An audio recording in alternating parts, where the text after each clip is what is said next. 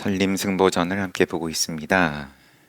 천태덕소 국사 보는 중인데 어떤 분이었냐? 비슷해요. 어려서 출가하고 용화거든 선사 만나가지고 문답을 주고받고 잠시만 보면 웅웅지조는 어찌하여 가까이 할 수가 없습니까? 웅웅지조는 제6천의 마왕이다.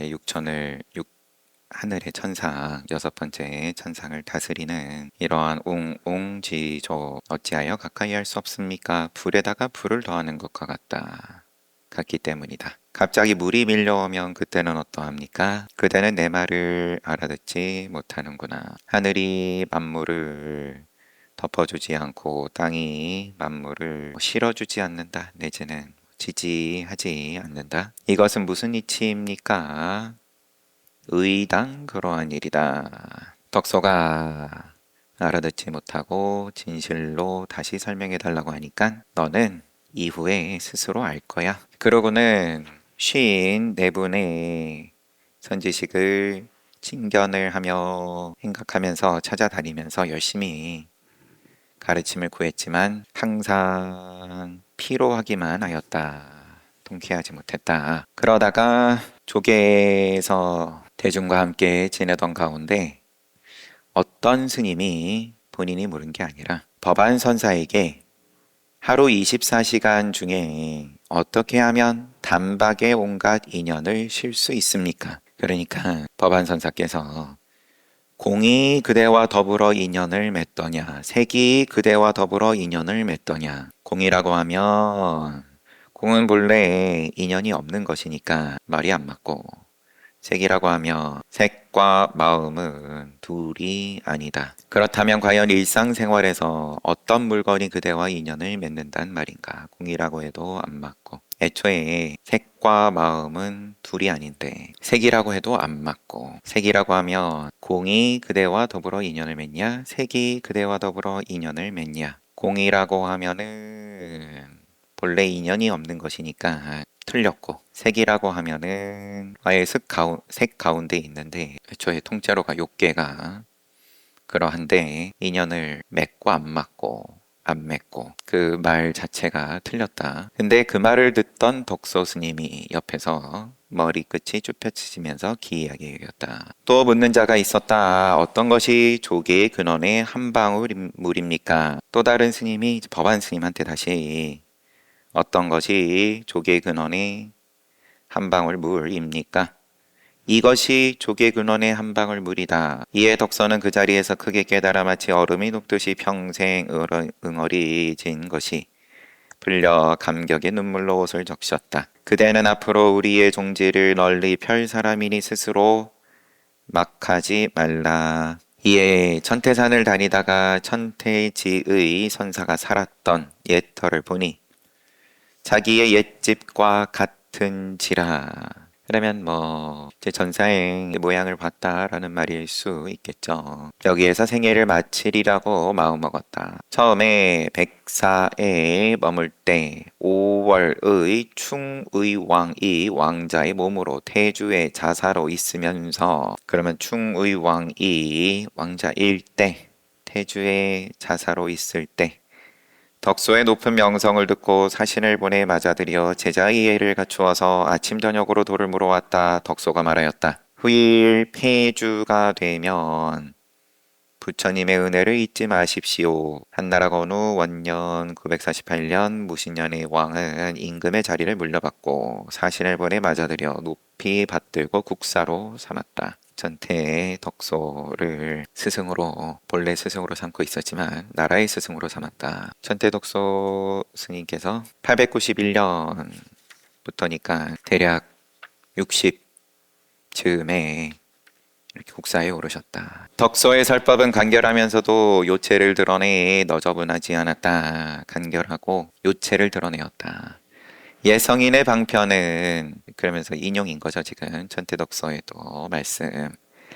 예성인의 방편은 항아의 모래와 같다. 방편 아닌 게 없다. 육조가 바람이 움직이는 것이 아니고 깃발이 움직이는 것도 아니고 그대의 마음이 움직인다라고 한 말은 위 없는 마음자리이자 말 그대로 무상심신미묘법, 지극히 묘한 법문이다. 육조문화의 성격으로 자처하는 우리들은 어떻게 이해해야 하는가? 만일 바람과 깃발이 움직이는 것이 아니라 그대의 마음이 망경되게 움직인다라고 하거나 바람과 깃발을 들추지 말고 바람과 깃발이 있는 곳에서 통하여라 라고 하거나 바람과 깃발이 움직이는 곳이 어디냐?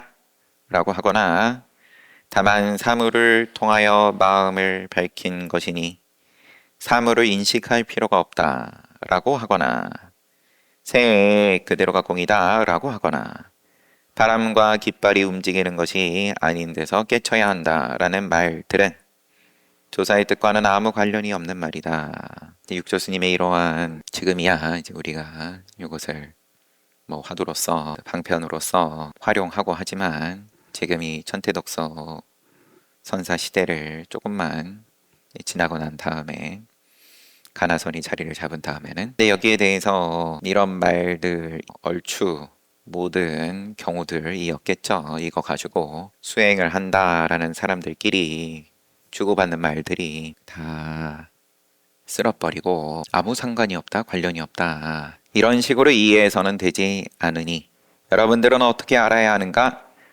여기에서 깨치면 어느 법문에서나 모두 밝게 될 것이며 수많은 부처님의 방편도 일시에 환히 깨치게 될 것이다. 당신께서 앞서서 공부할 때의 모습이 그만큼 간절했음에도 불구하고 그렇게 선지식인들을 친견하면서 깨닫고자 노력했음에도 불구하고 잘 안 되다가 그러다가 법안 스님 만나고 나서부터 여기서 크게 열렸다. 그러니까는 더욱 말은 하등 쓸데가 없다. 오히려 내가 그렇게 열심히 묻고 다닐 때는 몰랐는데 옆에서 문답하는 거 듣다가 크게 이제 깨달은 입장이고 하니까 어떤 사람이 물었다. 어떤 것이 고불의 마음입니까? 옛부처의 마음이 뭡니까? 이 물음이 약하지 않구나. 죽은 스님은 떠나서 어디로 갔습니까? 끝내 그대에게는 말하지 않겠다. 어째서 저에게는 말하지 않습니까? 그대가 알지 못할까 염려스럽기 때문이다. 말해봤자 모르니까. 나타 태자가 살을 베어서 어머니에게 돌려주고 뼈는 쪼개서 아버지에게 돌려준 연후 연꽃 위에 앉아서 부모를 위해 설법을 했다 하니 어떤 것이 나타의 몸인지를 모르겠습니다. 이거는 주석이 있을 것 같아서 수행자를 보호하는 선신의 이름이라고 나타태자. 여기저기서 아니 밑에 또 다른 거고요.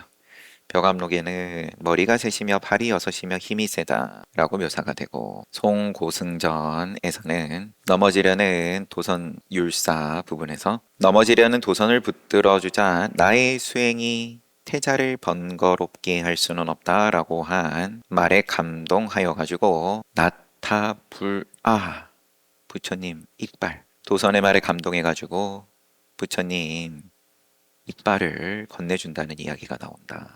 여튼 나타태자가 살은 어머니에게 뼈는 아버지에게 그러면은 인과를 돌이켰다. 반대 방향으로 간 거죠. 그때의 몸이 뭐냐? 대중들이 그대가 묻는 것을 보고 있느니라 라고 답을 하셨어요. 그런 까닭에 매양 말하였다. 온갖 말은 모두 응당 세지 않아야 한다. 스님이 바로 물었다. 어떤 것이 세지 않는 말입니까? 너의 입이 콧구멍 같다. 몇 가지 이제 문답들을 그냥 한꺼번에 지금 모아가지고 어떤 것이 고불의 옛부처의 마음입니까?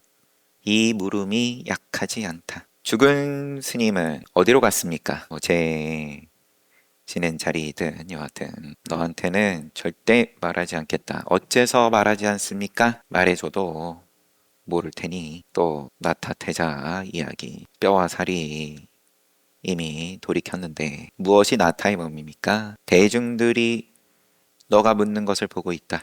이런 어떤 가풍으로서 매양 말하기를 온갖 말은 모두 응당 세지 않아야 한다. 어떤 것이 세지 않는 말입니까? 너의 입이 콧구멍 같다. 또 말하였다. 우리 눈, 귀, 코, 혀, 눈 속에는 색신이 없으며 색 속에는 안식이 없으니 그러니까 안에 색신 없고 색 안에 안식 없으니 안과 식은 둘 다 공한데 어떻게 색을 볼 수 있는가? 안은 눈은 스스로 자기의 체를 볼 수 없으니 만약에 스스로 볼 수 없다면 어떻게 다른 나머지 사물들을 보겠는가? 옛성인들은 방편으로 모두에게 설파하였으니 만약에 여기에서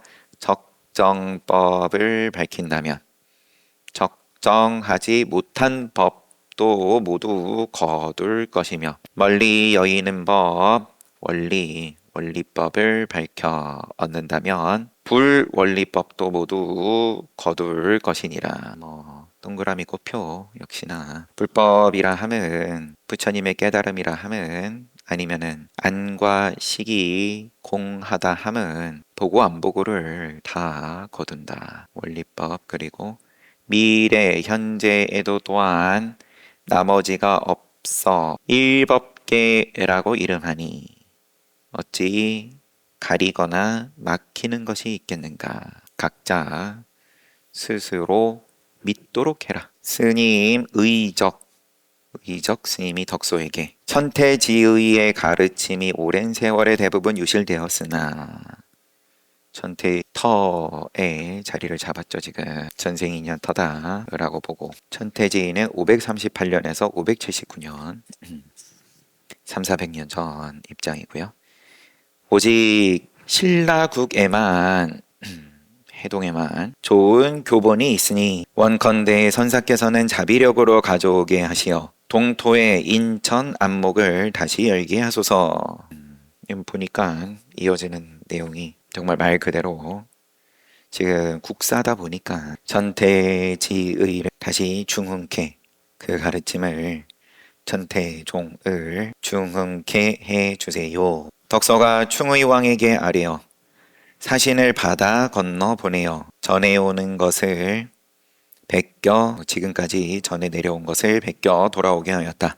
덕서는 지난날의 지의와 더불어 성씨가 같았으니 그 후신이 아닌가 생각된다. 주석이 좀 배경 설명이 길게 있는데 회창범람 때에 천태종이 가장 심하게 타격을 받았다. 800년대 중반에. 그래가지고 영가집에 인용된 부분이 뭐가 이해가 되지 않아가지고 의적에게 물으니까 방금 덕소에게 천태덕소에게 권했던 의적이 말하기를 이거는 법화현의에서 인용된 건데 중국에는 이 책이 지금 없으니까 고려로 원본을 구하러 사람을 보내라 라고 하여가지고 그래가지고 이렇게 진행이 되었다. 계보사년 972년 신미년 화정의 서쪽 봉우리가 갑자기 무너지니 소리가 계곡에 울렸다. 6월 별이 봉우리 꼭대기에 떨어지고 숲속의 나무들이 하얗게 말랐다. 여름에 28일 대중을 모아 이별을 알리고 입적하니 나이는 82세 범납은 65년이었다. 오래 사셨습니다. 지금 앞서서 소개된 선사들하고 비교하면 대부분 좀 겨울 그리고 해가 바뀌고 나서 입적하셨는데 또 한여름에 가시고 차나여 말하노라 어떤 스님이 법안에게 어떤 것이 조개 근원의 한 방울 물입니까? 라고 물으니까 법안이 다만 이것이 조개 근원의 한 방울 물이다 라고 말하였다. 덕서는 이 말을 듣고 크게 깨달았다고 한다. 묻는 말과 대답하는 말에 더하거나 뺀 것이 없으니 이른바 깨달음이 어찌 저절로 일어나겠는가. 그리고 덕소는 고불의 마음을 물어오는 자에게는 그 물음은 약하지 않다는 대답을 하였다. 당신이 깨달으신 문답 그리고 또 당신이 가르침을 편 문답 어떤 것이 태자의 몸이냐는 물음에 대중이 그대가 묻는 것을 보고 있느니라 라고 하여 문답 사이에 의 참죽나무를 세울 수 없게 하였다.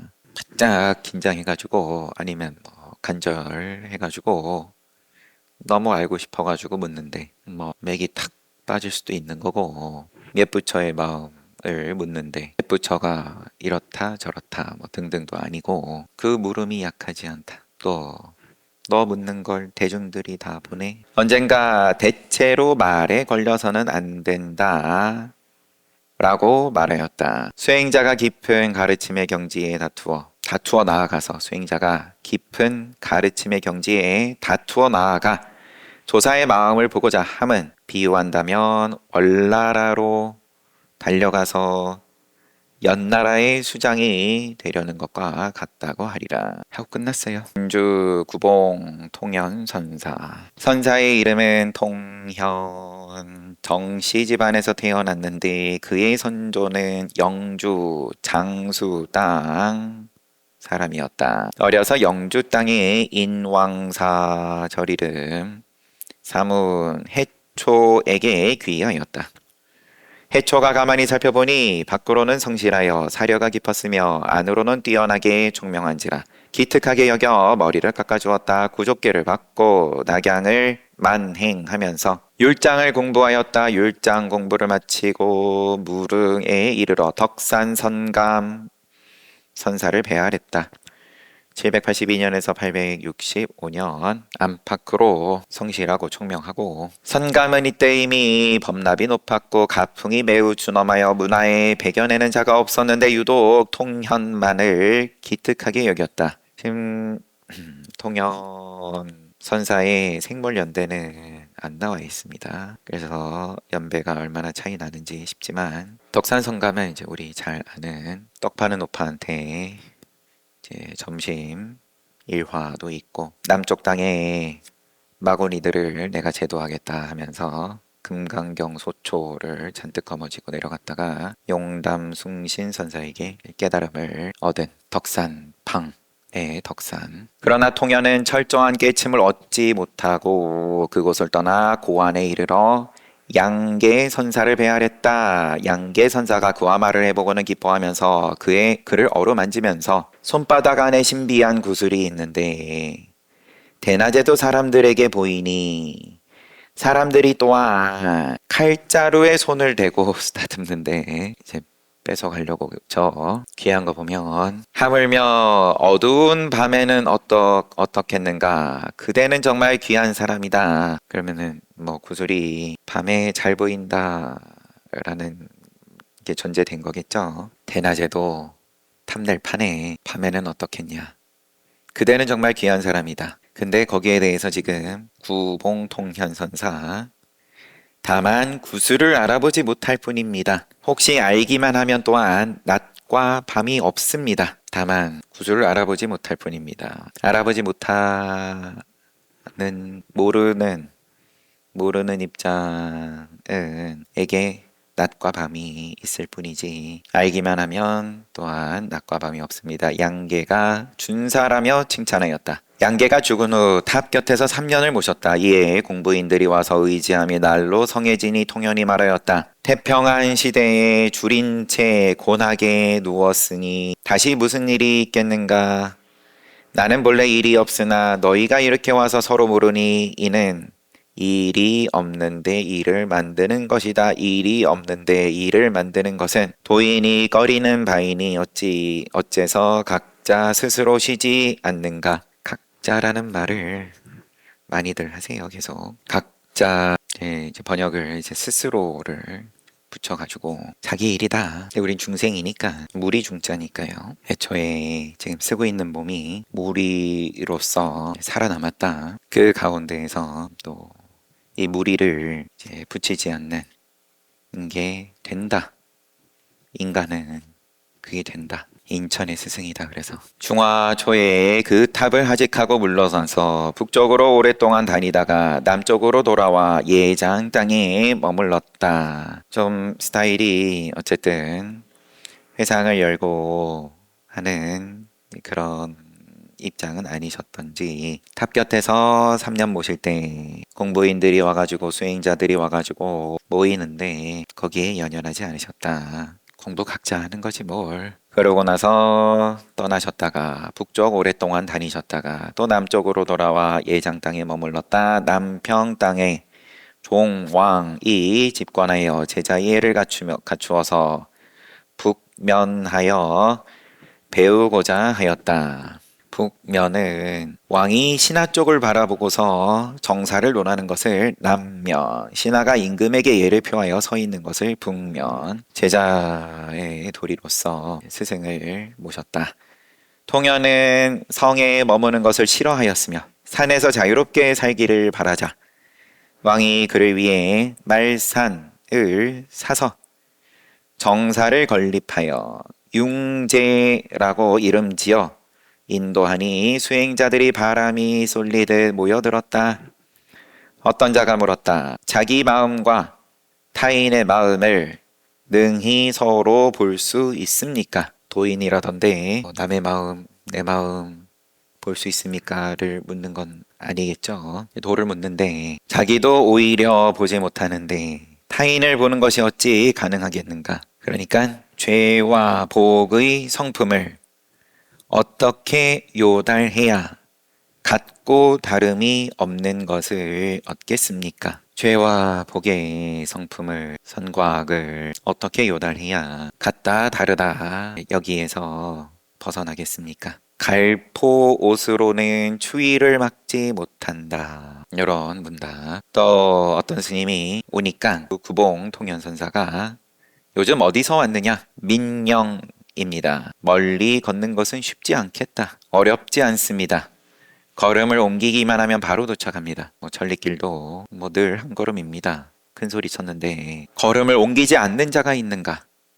있습니다. 그런데 어떻게 여기까지 왔지? 그 스님이 대답을 못하니까 주장자로 쫓아버렸다. 좀 더 있는데 굳이 무리 안 하고 나머지는 또 다음에 보고 좀 자유롭게 다니시는 그런 입장이셨던 걸로 보이고요. 그래도 어쨌든 시절 인연이 또 왕에게 왕이 가르침을 구하고 성에 머무는 걸 싫어하니까 산에서 자유롭기를 바라니까 아예 산을 사다가 거기다가 절을 지어주고 그러고는 대중들이 모였다. 쓰신 가풍을 자기 마음 남의 마음 능히 서로 볼 수 있습니까? 자기도 오히려 보지 못하는데 남을 보는 것이 어찌 가능하겠는가? 질문이 애초에 아직 부족하다. 간절함이 부족하든 믿음이 부족하든 아직 뭔가 덕지 붙은 질문이야. 죄와 복의 성품을 어떻게 요달해야 같고 다름이 없는 것을 얻겠습니까? 역시나 아직 덜 굶었네. 질문이 번잡하다. 진짜 굶으면 죄의 성품이고 복의 성품이고 그런 거 말할 틈이 어딨냐. 앞에 동산양계 스님이 통연선사 보고 말씀하신 게 차라리 손바닥 안에 구슬 있는데 그거 갖고 싶으면 앞뒤 가릴 게 뭐가 있냐. 당장에 칼 뽑는 거지 뭐. 진짜 알고 싶으면 이래저래 눈치 보고 물론 그런 뉘앙스로 동산양계 스님 말씀하신 건 당연히 아니겠지만 갈포옷으로는 추위를 막지 못한다. 좀 더 추워야겠어. 또 누가 찾아오니까 어디서 왔지? 밀령에서 왔습니다. 멀리서 왔네. 쉽지 않았겠네. 어렵지 않습니다. 늘 그때그때 그 한 걸음입니다. 그래 그건 그렇다 치고 그러면 걸음을 옮기지 않는 자가 있는가? 그때그때 한 걸음은 그 정도야. 그렇다 치고 그것도 대단하네. 그래 훌륭하네. 그런데 그러면 걷는 가운데 안 걷는 자가 있느냐? 있습니다. 그러면 어떻게 여기까지 왔지? 그러니까 말이 엉키니까 주장자로 쫓아버렸다. 또 어떤 법문 하셨는지는 밑에서 또 이 통연 선사 밑에서 큰 인물이 없었는지 이름이 좀 생경해서 다 자기 깨달음이야. 오히려 쉽다. 더 깨닫게 할 수 있냐. 욕심으로 되는 문제였을 것 같으면 내가 누구나 다 익주기를 바라는데 내 자식 잘 되기 바라는데 늘 줘도 늘 부족한 게 부모 마음이고 그런데 부족함이 없는 이익을 주려면은 어떤 수행을 해야 되냐. 그거를 해내신 분들에 대한 무상심심 미묘법을 그 흔적을 이렇게 우리가 함께 보는데 늘 그렇습니다. 쉬었다가 정진합시다.